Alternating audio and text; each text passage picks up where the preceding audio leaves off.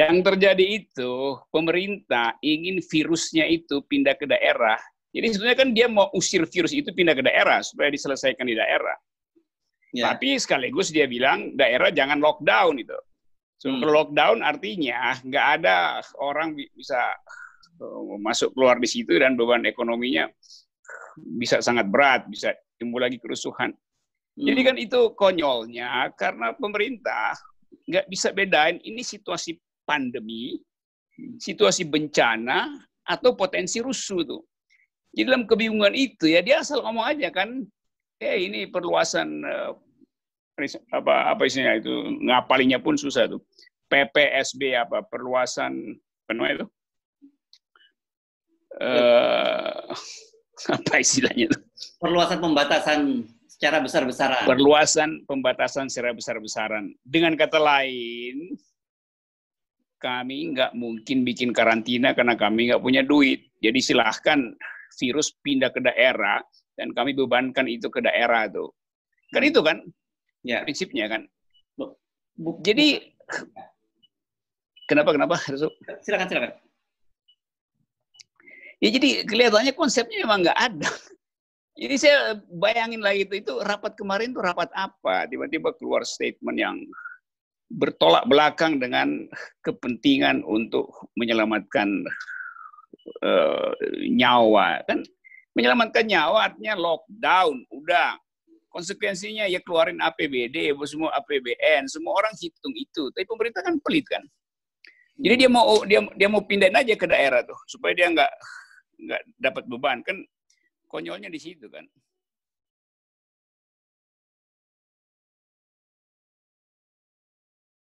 Halo, apa kabar Anda semua?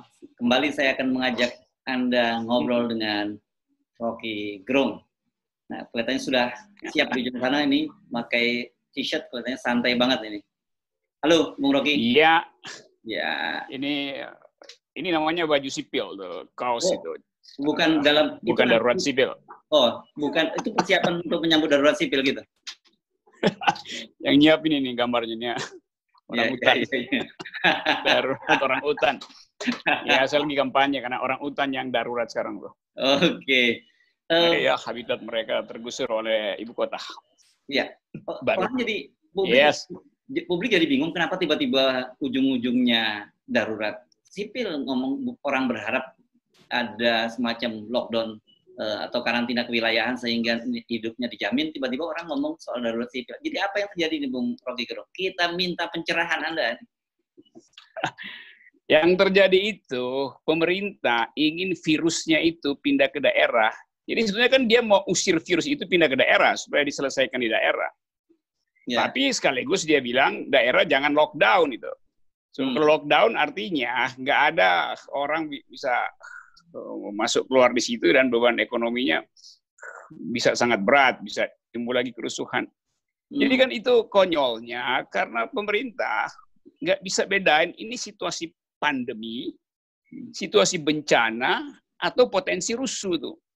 Jadi dalam kebingungan itu ya dia asal ngomong aja kan, ini perluasan apa isinya itu, ngapalinya pun susah tuh. PPSB apa perluasan penuh itu. Apa istilahnya itu? Perluasan pembatasan secara besar-besaran. Perluasan pembatasan secara besar-besaran. Dengan kata lain, kami nggak mungkin bikin karantina karena kami nggak punya duit. Jadi silahkan virus pindah ke daerah dan kami bebankan itu ke daerah tuh. Kan itu kan ya prinsipnya kan. Jadi kenapa? Silakan. Ya jadi kelihatannya konsepnya memang nggak ada. Jadi saya bayangin lagi itu rapat kemarin tuh rapat apa? Tiba-tiba keluar statement yang bertolak belakang dengan kepentingan untuk menyelamatkan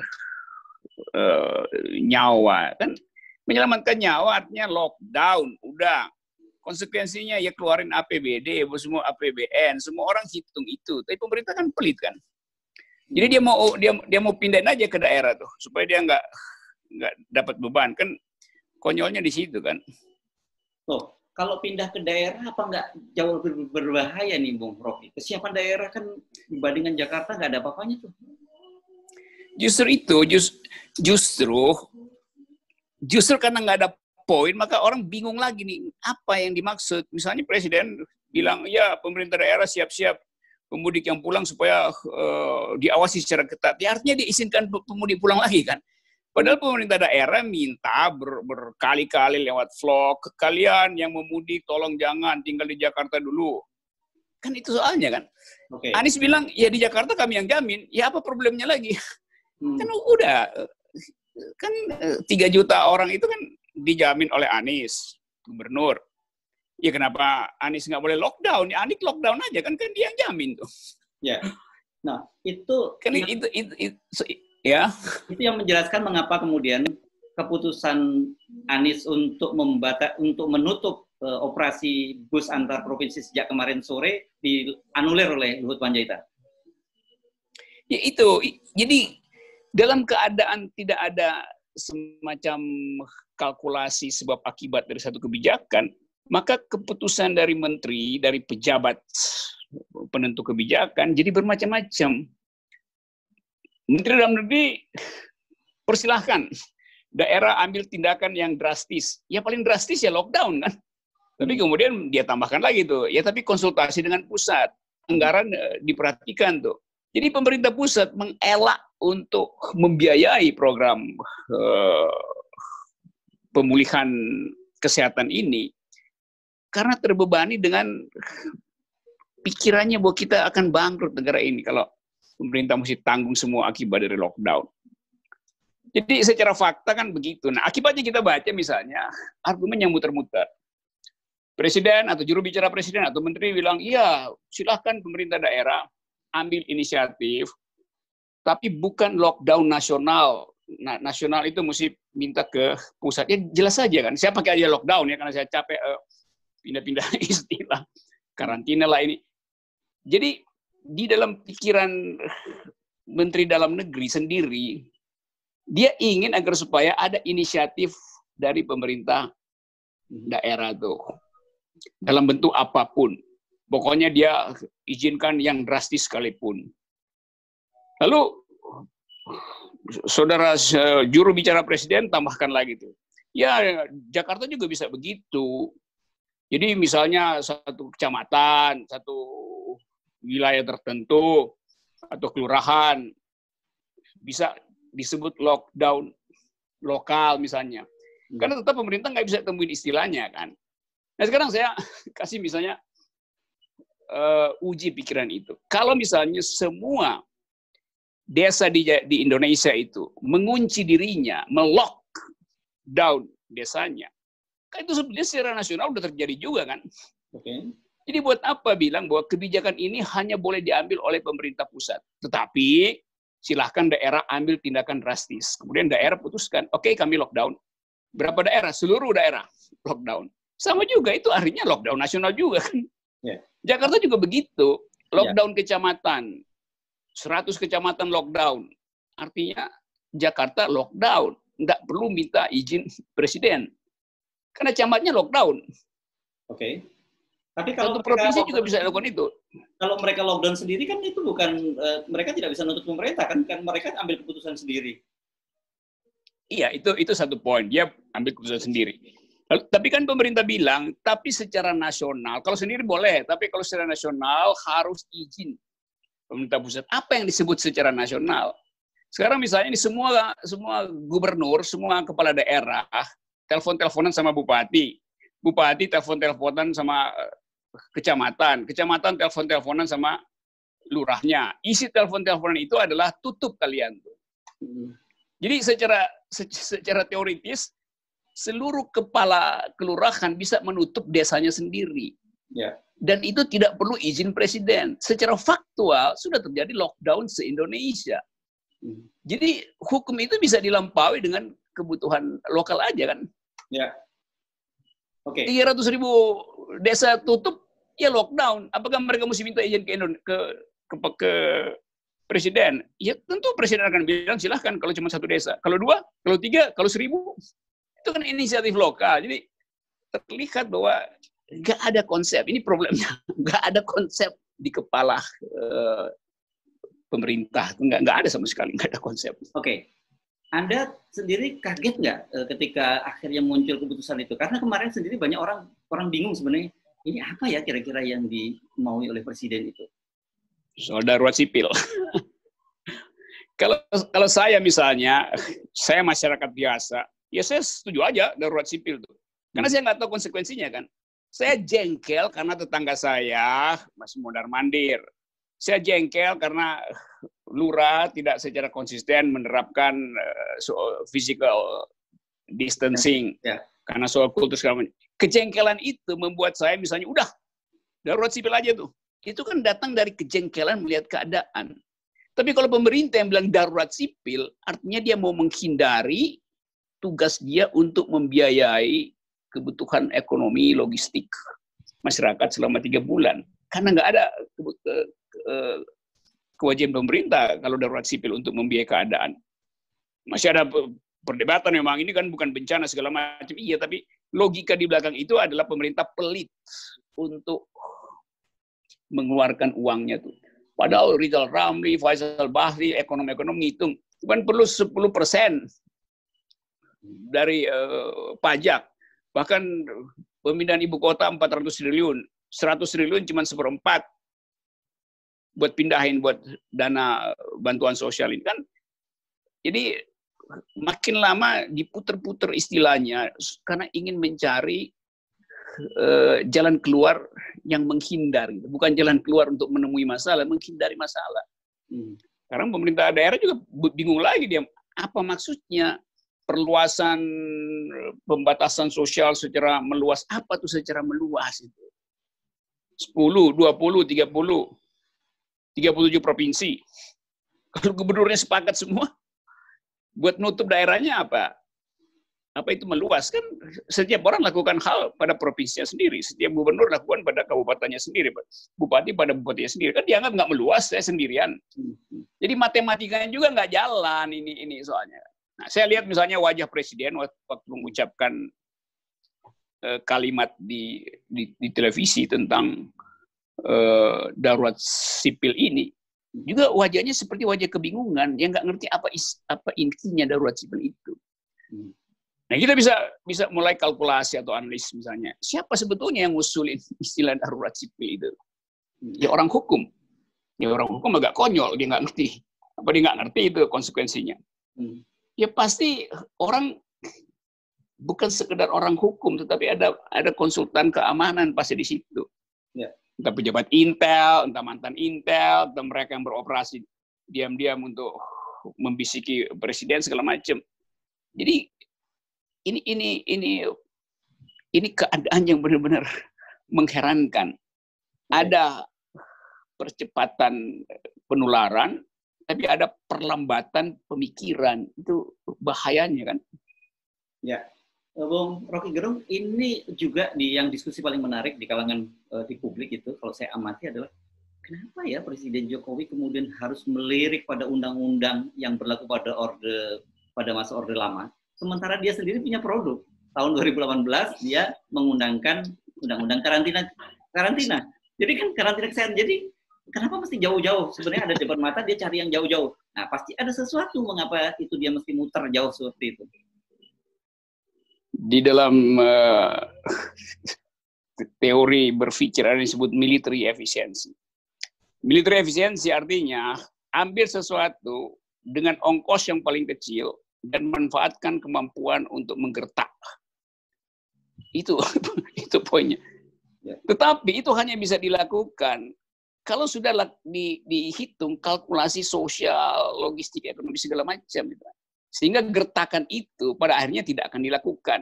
Tapi kalau nggak ada kalkulasi itu, begitu teori darurat sosial, darurat sipil dilakukan, ada satu keributan kecil, maka aparat dengan peralatan kekerasan akan menghadapi itu. Itu berarti akan contagious efeknya menular kemana-mana. Memancing lagi kemarahan rakyat.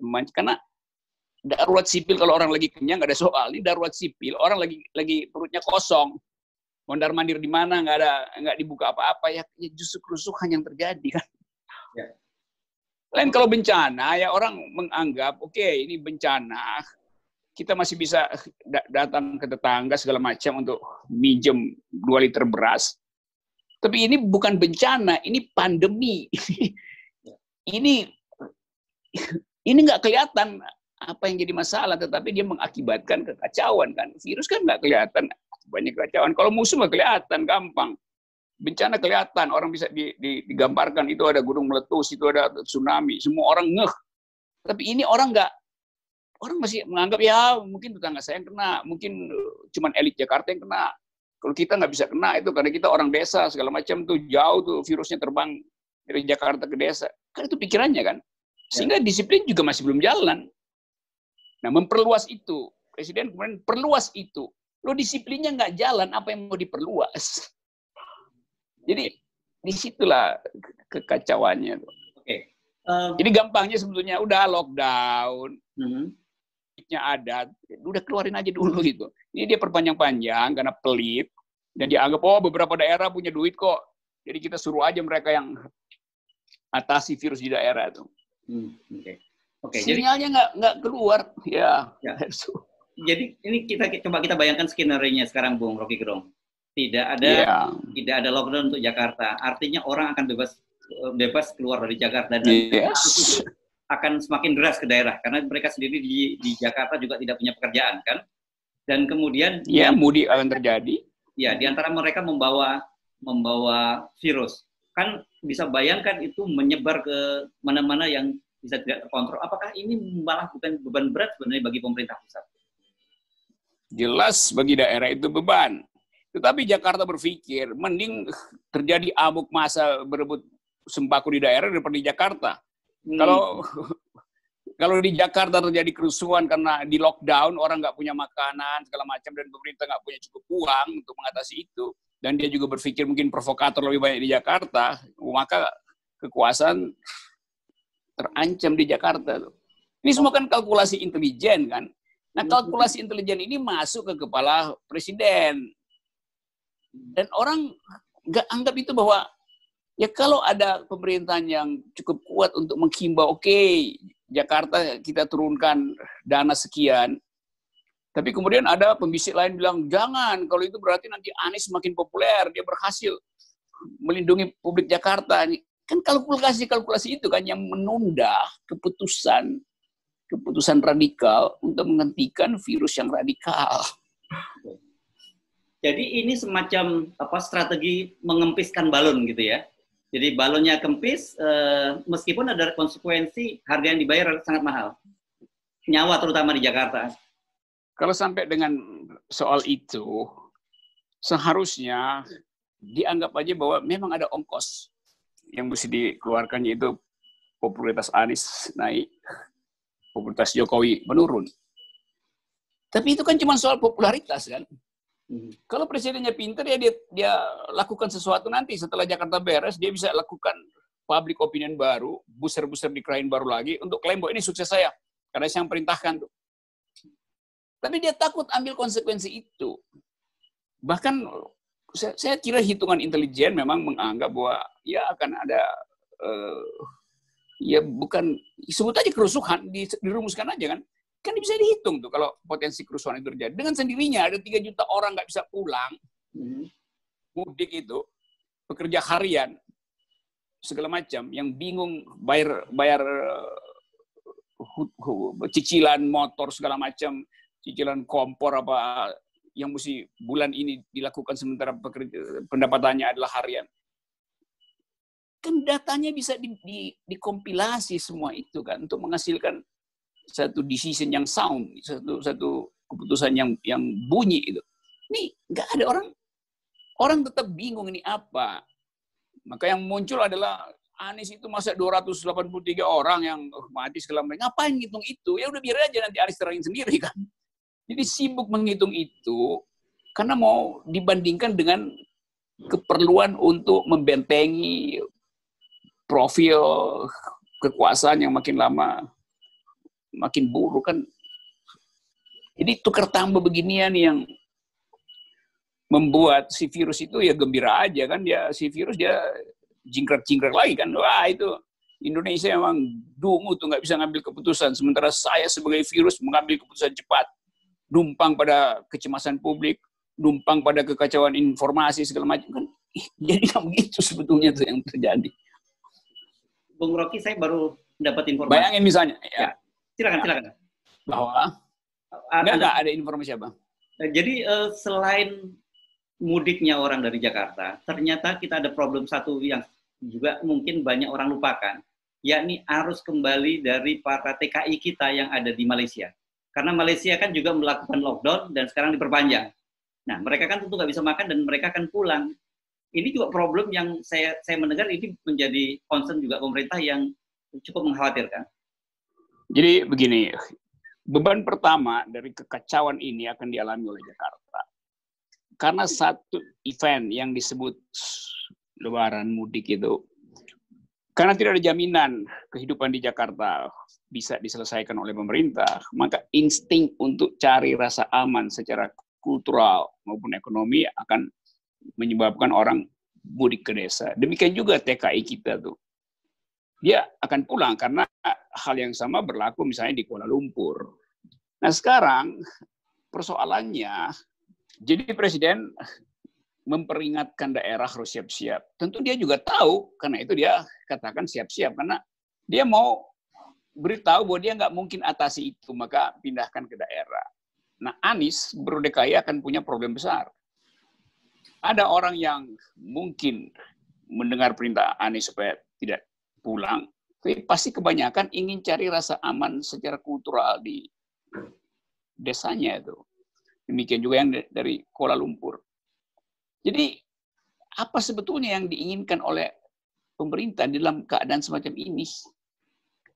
Minta agar supaya perluasan pembatasan sosial, tetapi wacananya adalah silahkan mudik ke daerah. Sebetulnya kan begitu mau dikatakan. Nanti diurus oleh pemerintah daerah. Tuh.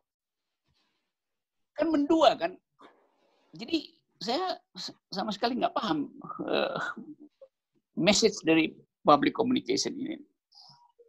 Nah bayangkan aja misalnya seminggu ke depan naik lagi secara eksponensial, masuk dari Kuala Lumpur, yang dari Jakarta bersama-sama dengan yang dari Kuala Lumpur, berebut kereta pergi ke daerah, jalan tol pun rusak lagi, dan dalam keadaan restoran ditutup segala macam, akan ada problem lagi. Oke, Bung Rocky, kelihatannya komunikasi kita selalu tersendat ini. Oke, nanti kita akan sambung lagi, Bung Rocky Gerung. Terima kasih.